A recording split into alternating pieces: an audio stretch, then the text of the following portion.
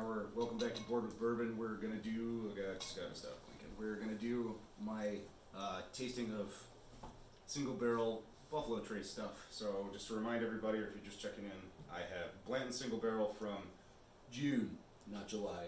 I have Elmer T and I have Rock Hill Farms. Some of you might not have ever seen these before. So Buffalo Trace releases. They have 3 mash bills. They have their low rye, which is going to be like Buffalo Trace, Benchmark, Eagle Rare, Stag, E.H. Taylor. Mash bill number 2 is going to be their high rye, which has all of these guys in it. And then mash bill number 3 is they replace the rye with wheat, so that's where you get Pappy and Weller from.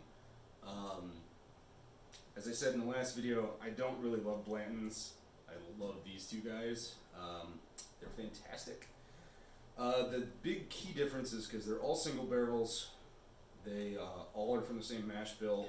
They come out at different proofs, 93, 90, and 100. The other big key difference is that they come from either, got different differing opinions on this, but like supposedly Blanton's only comes from like metal warehouses, where these come from brick and wood warehouses, or they're just from different spots in the warehouse, which I find that kind of hard to believe, but whatever. They come from different warehouses, or yeah, they have different aging processes. So we're going to start off with Blanton's. Let's start off. Let's go lowest proof. Elmer T. Elmer T is pretty rare. I didn't realize or find out what it was until a couple of years ago. I was pretty blown away by it, especially because like this guy's like $35. Don't take my, I get them for cost, don't take my word on prices. First off, I'm in New York, so things are a little more expensive in general. And also, I don't get like obscene markups, because there was a guy I saw selling these for like $150. Should be 35. So this guy is like, it's pretty light. You get like this mellow, almost like, what is it, like those lemon drops, like the lemon honey cough drops, or whatever. That's kind of what it smells like. You get a little oak and like some marmalade in there, some orange zest.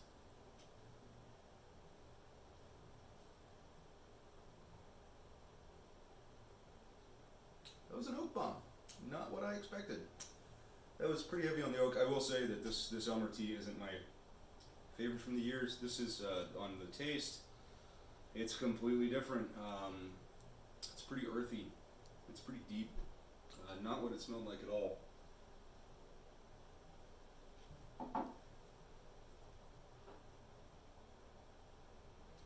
Starts out sweet, but it really gets some deep. It's heavy on the oak.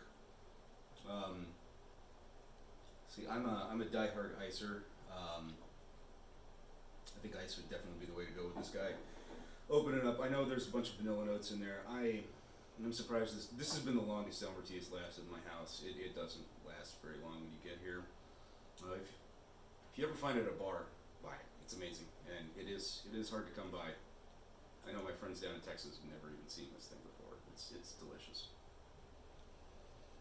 We're going to go into Blanton's. This was the one that was like pretty dark and earthy. And like the nose is just fantastic. There are a lot of similarities between the two. Do you mind elbow sniffing? Y'all are getting what originally Board with Bourbon was gonna be, but I figured you guys didn't want to watch me sniff and drink things for like 20 minutes, because whenever I drink, I always kind of like, what do I do with myself? I'm like, what do I do with my hands? What do I do with my face? So, but you're getting the original iteration of what this was.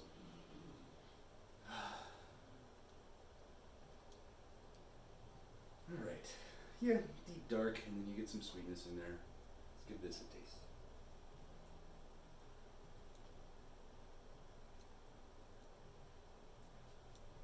It's a lot different than what I thought it was last night. It's you get hit with some butterscotch in the beginning, and you get some of the oak and the earth notes in it.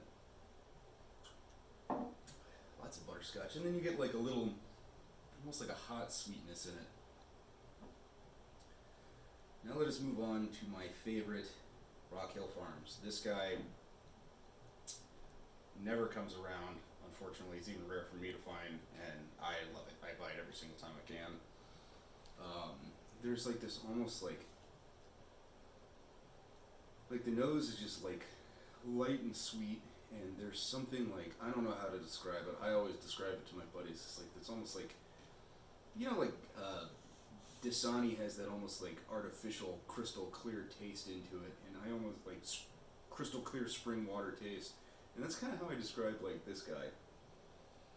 It has just this like cleanness to it that's just, it's just fantastic.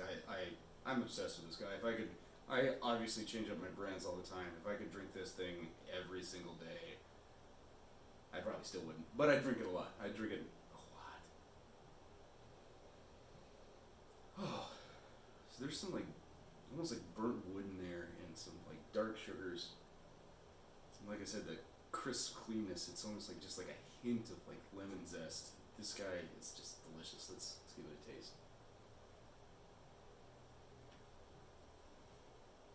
Light, almost syrupy mouthfeel.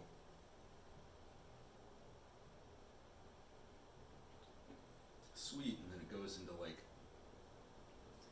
it gets into its oak, but it's like almost like honey in the mouth. And it's kind of how it feels too.